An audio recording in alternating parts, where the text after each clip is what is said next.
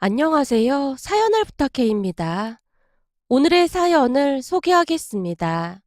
어느 주말 아침 늦음하게 일어나 남편과 함께 간단하게 식사를 하고 커피를 마시고 있었는데 갑작스레 초인종이 울렸습니다.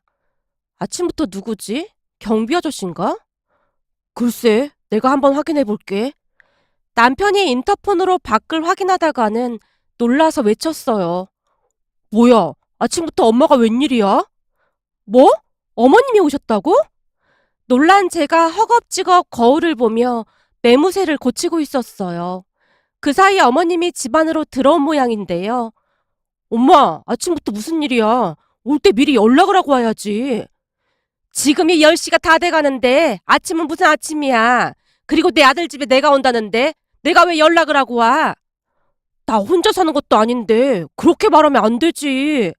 남편이 조금은 화가 난 듯 말을 하고 있었지만 시어머님이 들은 척도 하지 않고는 남편에게 물었어요. 근데 네 처는 어디 간 거야? 어머님, 저 여기 있어요. 옷 갈아입고 있었어요. 넌 시어머니가 왔는데 얼른 나와서 인사하지 않고 뭐 하고 있어? 대체 가정교육을 어떻게 받았길래 그 모양인 거냐?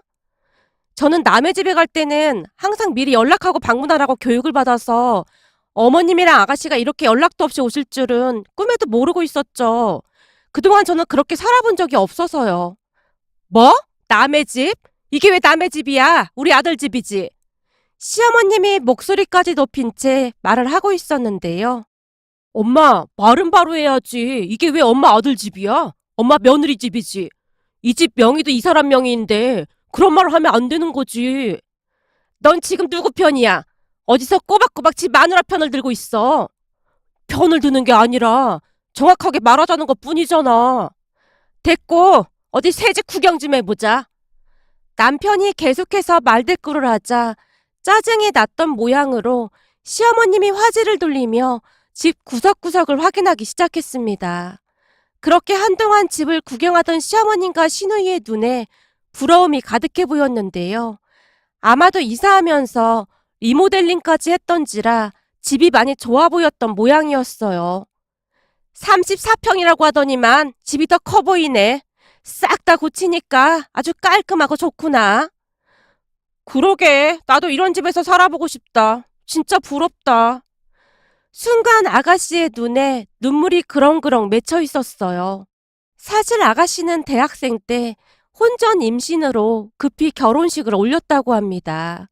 그때는 우리가 아직 결혼을 하지 않았던 때였기에 그냥 듣기만 했을 뿐이었어요. 그뒤 아가씨는 출산을 하고 육아로 인해 학교에 복학도 못했다고 합니다. 그랬기에 아가씨네는 사는 게 항상 힘들 수밖에 없었는데요. 고모부는 어찌어찌 대학을 졸업하고 중소기업에 들어가긴 했지만 아무래도 형편이 어려울 수밖에 없었어요. 거기다 고모부 집안에서는 아가씨를 마음에 들어 하지 않았기에 그냥 모르쇠로 일관하며 어떠한 지원도 해주지 않았다고 합니다. 결국 임신한 딸을 그리 둘 수가 없었기에 시부모님이 급히 작은 전세방 하나를 얻어주고는 결혼을 시킨 모양인데요. 아가씨만 보면 시부모님이 땅이 꺼져라 한숨을 내쉬곤 했어요. 그래도 둘이 큰 문제 없이 잘 살고 있는 듯 해보였기에 아가씨와 적당한 거리를 둔 채 지내고 있었어요. 물론 저도 처음에는 아가씨와 친해지고자 많은 노력을 하기도 했지만 시간이 지나면 지날수록 아가씨의 말도 안 되는 투정과 억지에 질릴 대로 질린 채 어느 순간부터는 자연스레 거리를 유지하게 되었어요. 그런 아가씨에게는 참 나쁜 버릇이 하나가 있었습니다. 막내로 자라서 그런지 마음에 드는 것이 있으면 무조건 본인 것으로 만들어야만 직성이 풀리는 그런 성격이었어요. 처음에는 아가씨와 잘 지내기 위해 아가씨가 만나자고 하면 기분 좋게 만나곤 했었는데요. 만날 때마다 제가 가지고 있는 것들을 막무가내로 달라고 하면서 아가씨가 떼를 쓰곤 했어요. 언니, 그 백 어디 거예요? 그거 엄청 비싼 거죠? 글쎄요. 가격은 저도 잘 모르겠어요. 엄마가 사준 거라서요. 진짜요?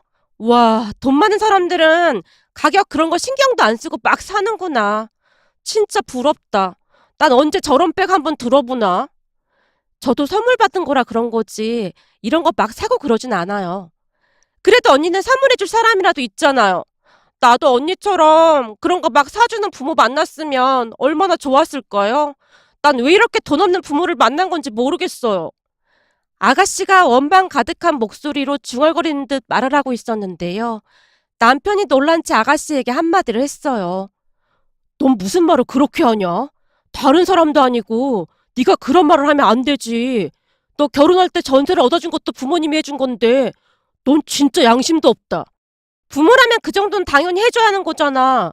새언니 부모님은 비싼 명품백도 막 사주는데. 너 정신 차려. 세상에 당연히가 어딨어. 난 결혼할 때 부모님한테 아무것도 못 받았어. 그건 새언니네가 부자니까 그런 거잖아. 나도 새언니네 부모님처럼 부자 부모님 만났으면 이렇게 살진 않았을 텐데 진짜 너무 억울해. 너 진짜 너무한다. 내 앞에서 그런 말 하는 거 진짜 양심 없는 거 아니냐? 우리 결혼할 때 부모님이 도와주겠다고 하는 돈도 네가 다 가져갔잖아. 그런데 네가 어떻게 그런 소리를 할 수가 있어? 사실 우리가 결혼할 때 양가에서 조금씩 도움을 주겠다고 합의를 봤었는데요. 그 소리를 듣자마자 아가씨가 방바닥을 떼굴떼굴 구르면서 난리를 치는 바람에 결국 그 돈을 아가씨네가 다 가져갔거든요. 그때 당시 남편뿐만 아니라 저도 상당히 기분이 나쁘긴 했지만 힘들게 사는 아가씨를 안쓰럽게 생각하려고 노력하곤 했습니다. 하지만 남편은 그때의 앙금이 여전히 가시지 않은 듯 해 보였어요. 그런 와중에 아가씨가 제게 말도 안 되는 소리를 했습니다. 언니, 그 백 저 주면 안 돼요? 이 백을요? 네, 언니는 그 백 말고도 집에 많이 있잖아요. 근데 저는 집에 에코백밖에 없거든요. 에코백 볼 때마다 제 인생이 참 비참해지거든요. 아가씨, 미안한데 좀 전에도 말했듯이 이건 우리 엄마가 선물해 주신 거라 안 될 것 같아요. 그럼 곧 내 생일 다가오는데 언니가 그런 백 하나만 사주면 안 돼요? 아가씨가 눈까지 반짝이며 제게 말하고 있었는데요. 이게 한두 푼 하는 것도 아니고 네 백을 왜 우리 집사람이 사줘? 어디서 말도 안 되는 소리를 하고 있어. 말이 안 될 게 뭐가 있어. 내 친구들은 새언니가 시누이라도 깍듯이 모신다고 하던데 한 집안에 며느리로 들어왔으면 며느리 노릇은 해야 할 거 아니야. 뭐? 며느리 노릇? 네가 지금 그런 소리 할 입장이야? 만날 때마다 네 새언니 거 빼앗다시피 가지고 간 게 어디 한두 번이야? 넌 대체 양심이라는 게 있긴 한 거냐? 내가 뭘 또 다 가져갔다고 그래. 그래봐야 새언니가 쓰던 중고 가지고 간 건데. 아가씨가 뻔뻔한 얼굴로 입술을 삐죽이다가는 제게 다시 물었어요. 언니, 그러지 말고 그 백 저한테 주세요. 저 진짜 갖고 싶단 말이에요. 아가씨, 제가 분명히 안 된다고 했잖아요. 이 백은 진짜 안 됩니다. 제가 최대한 단호한 목소리로 말했는데요. 그 순간 아가씨가 눈물을 뚝뚝 흘리기 시작했어요. 언니, 그까짓 중고 가지고 너무 생색내는 거 아니에요? 제가 새 거를 사달라는 것도 아니고 그냥 쓰던 중고를 달라고 하는 건데 그게 그렇게 어려운 부탁을 한 건가요? 저 진짜 갖고 싶어요. 그러니까 그 백 그냥 저 주세요. 아가씨가 순식간에 제 백을 낚아채더니만 등 뒤로 감췄는데요.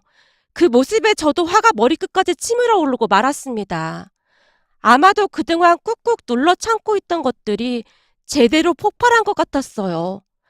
아가씨, 아무리 가족이라고 해도 기본적인 예의는 지켜야 하는 거 아닐까요? 제가 안 된다고 분명히 말했잖아요.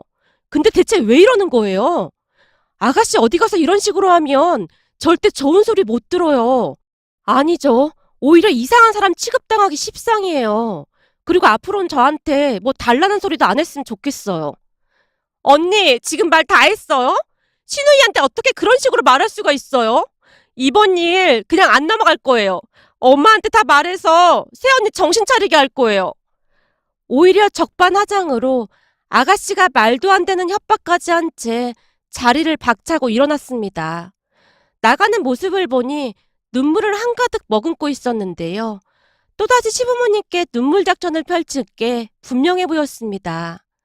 아가씨가 눈물을 흘릴 때마다 시부모님이 다 들어주곤 했거든요. 그랬기에 앞으로 어떤 일이 벌어질지는 불을 보듯 뻔해 보였습니다. 그렇게 잠시 후 아니나 다를까 시어머님이 제게 전화를 해서는 야단을 쳤어요. 얘, 그래도 네가 언니인데 뭘 그렇게까지 말하고 그런 거니? 너도 알다시피 네 시누이 사는 형편이 어렵다 보니 네가 가지고 있는 게 부러웠던 모양인데 꼭 그렇게까지 심하게 말을 했어야 했니? 어머님, 이럴 땐 아가씨를 두둔할 게 아니라 따끔하게 혼을 내야 하는 거예요. 네가 지금 시애미를 가르치려고 하는 거냐? 넌 진짜 피도 눈물도 없는 것 같구나. 네 시누이가 네 친동생이었어도 그랬겠니? 아니죠. 당연히 그러지 않았겠죠. 만약 제 친동생이었다면 그 자리에서 깃방망이를 날려서라도 가르쳤겠죠. 친동생이 아니니까 그 정도로 끝낸 겁니다. 세상에나, 이 말하는 것 좀 봐. 너 지금 나랑 한번 해보자는 거냐? 뭐가 어쩌고 어째? 깃방망이를 날려? 그러니까 네 말은 네 시누이 깃방망이를 날리고 싶었다 그 말인 거냐? 제가 언제 그렇게 말했나요? 만약 제 친동생이었다면 그렇게 해서라도 가르쳤다고 말한 거잖아요. 어머 어머 어머, 그만 전화 끊자. 지금 손발이 떨려서 더 이상 너랑 통화 못하겠다. 시어머님이 신경질적으로 전화를 끊어버렸습니다. 제가 시어머님과 통화하는 모습을 보던 남편이 제게 진심으로 사과를 했어요. 자기야, 진짜 미안해. 내가 대신 사과할게. 그리고 앞으로 내 동생 따로 만나지 말자. 그러게, 앞으로는 아가씨랑 따로 보는 일 없었으면 좋겠어. 시댁 행사 때 말고는 따로 만날 생각 없으니까 자기가 이해 좀 해줘. 사실 나도 그동안 엄청 참다가 폭발한 거야. 당연하지. 나도 잘 알고 있어. 진짜 미안해. 남편이 미안한 듯 안절부절 못하고 있었습니다. 그 뒤 우리는 시댁 행사가 아니면 시누이를 따로 만나지 않았어요. 혹시나 시댁 행사에서 보게 되더라도 그냥 인사만 하고 지낼 뿐이었어요. 그런데 그날 시어머님과 시누이가 아침부터 저희 집으로 쫓아온 모습에 많이 놀라기도 했고 화가 나기도 했습니다. 그때 당시 작은 집에 살다가 친정 부모님의 도움으로 큰 집을 사서 이사를 했거든요. 집 위치가 꽤 좋은 편이었기에 가격도 비쌀 수밖에 없었고 리모델링까지 해서 아마도 더 좋아 보였으리라 추측해 볼 뿐입니다. 문제는 집을 둘러보던 시누이가 또다시 눈물을 흘리기 시작했다는 건데요. 처음에는 그냥 훌쩍이는 듯 하더니만 나중에는 소리까지 내서 울기 시작했어요. 난 대체 인생이 왜 이 모양인 거야. 평생 살아도 이런 집에서 못 살아볼 거야. 나도 이런 집에서 살아보고 싶다. 이제 곧 둘째까지 태어나는데 난 좁아 터진 집에서 살고 오빠랑 세연이는 둘만 사는데도 이런 궁궐 같은 집에 살고 세상은 왜 이렇게 불공평한 거야. 그럼 너도 열심히 돈 벌어서 사면 되지. 왜 우리한테 그런 소리를 하는 거야? 오빠, 진짜 너무 서운하게 말하는 거 아냐? 우리가 어떻게 이런 집에서 살 수가 있겠어. 그건 나도 모르겠고 아침부터 왜 온 거야? 남편이 시어머님과 아가씨를 번갈아가며 바라보다가는 조용히 물었는데요. 남편의 말에 시어머님이 목소리까지 바꾼 채 활짝 웃으며 말했어요. 저기 말이야, 우리가 아침부터 이렇게 온 이유는 부탁할 게 있어서 그런다. 부탁이요? 무슨 부탁이요? 시어머님과 시누이의 행동에 뭔가 석연찮은 기분이 들어 제가 물었어요. 그 순간 시어머님의 입에서 충격적인 이야기가 터져나왔는데요. 저기 말이다. 니들도 알다시피 우리 딸이 지금 둘째를 임신 중이지 않니? 근데 지금 살고 있는 집이 워낙 좁기도 하고 바퀴벌레도 수시로 나와서 손주들을 키우기에는 영 안 좋은 것 같아서 말이다. 그래서 말인데 니들이 지금 당장 임신 계약이 있는 것도 아니고 니들 둘만 살고 있는데 굳이 이런 큰 집에서 살 필요는 없지 않을까 해서 말이야. 지금 우리나라가 저출산이다 뭐다 해서 난리도 아닌데 우리 손주들이 거기서 자라는 건 좀 아니지 않나 싶다 그 말이야. 근데 그 얘기를 왜 우리한테 하는 거야? 아니 그러니까 내 말은 니들은 둘만 살고 있기도 하고 그러니까 당분간만 아주 당분간만 네 동생이랑 니들이 집을 좀 바꿔 살았으면 어떻겠나 하고 물어보는 거야. 뭐? 그러니까 엄마 말은 우리 보고 쟤네 집에 들어가서 살라 그 말인 거야? 아니 멀쩡한 집 놔두고 우리가 왜 그래야 하는 건데? 제발 말도 안 되는 소리 좀 하지 마. 아니 말이 안 될 건 또 뭐가 있어. 남도 아니고 가족인데 그 정도 편의는 봐줄 수 있는 거지. 니들은 조카들이 안쓰럽지도 않냐? 나는 우리 손주들이 그런 집에서 산다는 생각만 해도 잠이 안 오는구만. 시어머님이 안타까운 듯 아가씨를 바라보고 있었어요. 그 모습이 어찌나 기가 막히던지 저도 모르게 두 사람에게 큰 소리를 내고 말았습니다. 어머님, 그게 지금 말이 된다고 생각하세요? 예, 무자르듯이 딱 자르지 말고 진지하게 한번 생각해보거라. 이 동네가 학군도 좋아서 우리 손주들이 지내기 아주 딱 좋다 그 말이야. 그럼 나중에 우리가 다시 집을 비워달라고 하면 그때는 어떻게 하실 건데요?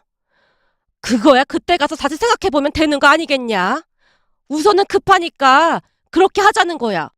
니들이 조금만 양보하면 모든 게 만사형통할 것 같다 그 말이야. 아니죠. 제 이름으로 된 멀쩡한 집을 놔두고 그럴 이유는 없는 거죠. 그것도 우리 친정 부모님이 도와주신 건데 절대 그렇게는 못하겠습니다. 예, 그러지 말고 다시 한번 생각해다오. 내가 오죽하면 이러겠니? 네 시누이가 여기서 평생을 살겠다는 것도 아니잖니? 그냥 몇 년간만 살겠다 그 말인 거잖아. 어머님, 저희는 절대 그렇게 못하니까 그런 줄 알고 그만 돌아가 주세요. 제가 딱 잘라서 말을 한 뒤 방 안으로 들어가려고 뒤를 돌았는데요. 엄마, 얼른 나가. 이게 대체 뭐 하는 짓이야? 진짜 내가 엄마랑 너 때문에 창피해서 집사람 얼굴을 못 보겠어. 그러니까 제발 좀 나가줘. 남편이 두 사람을 억지로 밖으로 밀어내고 있었습니다. 그 순간 시누이가 바닥에 주저앉은 채 다리까지 내저으며 큰 소리로 울기 시작했어요. 그냥 바꿔줘. 다른 사람 다니고 임산부 부탁인데 그것도 못 들어줘? 내가 집을 달라는 것도 아니고 그냥 우리 돈 벌 때까지 몇 년만 산다는 거잖아. 그러니까 바꿔줘. 좁아 터진 집에서 둘을 어떻게 키워? 외삼촌 외숙모가 그런 것도 못 도와줘? 아가씨, 억지 부릴 걸 부려요. 어떻게 그런 부탁을 할 수가 있어요? 그럼 돈이라도 좀 빌려줘. 오빠랑 새언니는 이렇게 좋은 집에서 살면서 나한테 찔리지도 않아요? 아니, 우리가 찔릴 게 뭐가 있어요? 아가씨야말로 우리한테 뭐 찔리는 거 없어요? 우리 결혼할 때 시부모님이 도와준다고 하던 돈도 아가씨가 난리쳐서 다 가져갔잖아요. 난 더 이상 할 말 없으니까 그만 나가줘요. 예, 그럼 출산하고 딱 1년 정도만 지내면 안 되겠니? 집이 워낙 좁으니까 네 시누이가 심란해서 그런 거잖니. 아니요, 절대 그럴 생각 없습니다. 그리고 어머님도 그러시는 거 아니에요. 이 집 구할 때 우리 친정 부모님이 도와주셔서 어렵게 구한 겁니다. 근데 제가 왜 그래야 하는 거죠? 전 절대 그럴 생각 없으니까 그만 돌아가 주세요. 제가 독하리만큼 냉정하게 말하며 두 사람을 노려보고 있었는데요.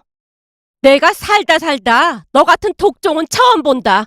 그래, 넌 친정부모 잘 둬서 아주 좋겠구나. 네, 저도 우리 부모님께 항상 감사하는 마음으로 살고 있습니다. 그래서 앞으로 효도도 많이 하고 그러려고요. 너 그러다 언젠가는 천벌 받는다.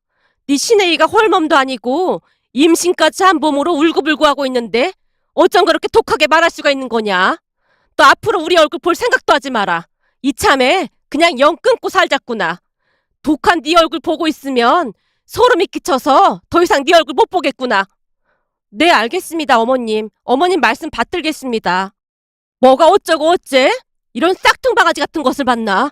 너 혼자 잘 먹고 잘 살아라. 넌 뭐 하고 있어? 짐 싸지 않고.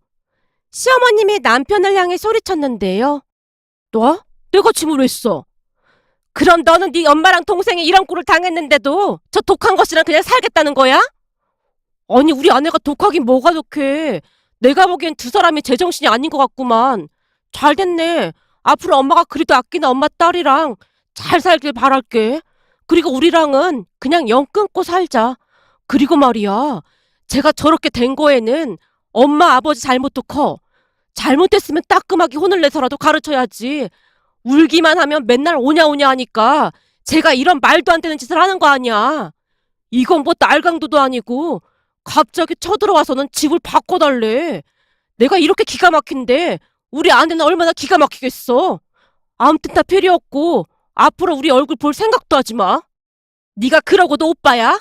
하나밖에 없는 여동생이 이렇게 부탁을 하는데도 그것도 못 들어줘? 그래, 얼마나 잘 사나 보자. 시어머님이 시누이를 데리고 밖으로 나갔어요. 그리고 그 뒤부터 우리는 시댁과 연을 끊고 살게 되었습니다. 사실 연을 끊고 살다 보니 말도 많고 탈도 많던 시댁 일에서 오히려 해방된 것 같아서 마음이 편하기까지 했어요. 남편 또한 허구한 날 사고치는 시누이 때문에 골머리를 썩고 있던 찰나에 모든 것을 다 내려놓고는 맘 편히 지내는 듯해 보였어요. 그동안 오빠라는 이유만으로 참 힘들게 살았다고 했으니까요. 그렇게 시댁과 연을 끊고 2년 정도가 지난 어느 날 시아버님이 우리 집으로 찾아오셨는데요. 무슨 일이 생긴 모양으로 많이 취하신 상태였어요. 그리고는 충격적인 말을 하기 시작했습니다. 네 동생이 그 뭐냐? 깡통 전세 사기를 당해서 우리 집으로 들어왔다. 네? 깡통 전세 사기요? 니들한테 그 난리를 치고 와서는 새 집으로 이사 간다면서 돈을 내놓으라고 난리를 쳤지 뭐냐. 내가 절대 해주지 말라고 그렇게나 뜯어말렸는데 니들 엄마가 짐까지 싸서 집을 나가버리는 바람에 어쩔 수 없이 아파트 담보 대출까지 받아서 줬어. 무슨 평수 넓은 신축 빌라 전세로 들어간대나 뭐래나 그러더구나. 그래서 내가 웬만하면 거기는 들어가지 말라고 했는데 오래된 집은 지긋지긋하다고 하면서 결국 거기로 들어가더구나. 내가 어디서 듣기로 신축 빌라 시세는 정확히 알기도 어렵고 뻥튀기도 심해서 조심하라고 했는데 알고 보니 들어간 전세 가격이 그 빌라 매매가보다 비쌌다고 하더구나. 그렇게 뜯어말렸는데 모든 게 새 거라고 하면서 덜컥 전세 계약을 했다지 뭐냐. 근데 그 빌라 주인이 그런 걸 수십 채 가지고 있다고 하는 것 같은데 고의로 파산 신청까지 하고 경매로 넘겼다고 하더구나. 그럼 그 전세금까지 다 날렸단 말이에요? 경매 결과가 나와봐야 알겠지만 조금이라도 건졌으면 좋겠는데 돌아가는 상황을 보니 보통 큰일이 아니더구나. 그것들이 우리 집으로 짐까지 싸서 들어와서는 생활비 한 푼도 안 주고 허구한 날 싸우고 난리도 아냐. 네 매진의 집에서는 그냥 내놓은 자식이니까 연락도 하지 말라고 하고 있고 말이야. 내가 전생에 무슨 죄를 지어서 이러고 살고 있는 건지 모르겠다. 혹시나 니들한테도 연락 와도 절대 연락받지 마라. 네 엄마 전화도 그냥 차단해. 시아버님이 한참 동안을 하소연만 하다가 집으로 돌아가셨습니다. 시아버님의 축 처진 어깨를 보던 남편이 한마디를 했어요. 애물단지라는 말이 딱 맞는 말이네. 예전부터 그렇게 말썽을 피워대더니만 결국 집안을 풍비박산 내는구만. 사실 동생이 그러는 거에 팔알은 엄마 아버지 잘못이 커.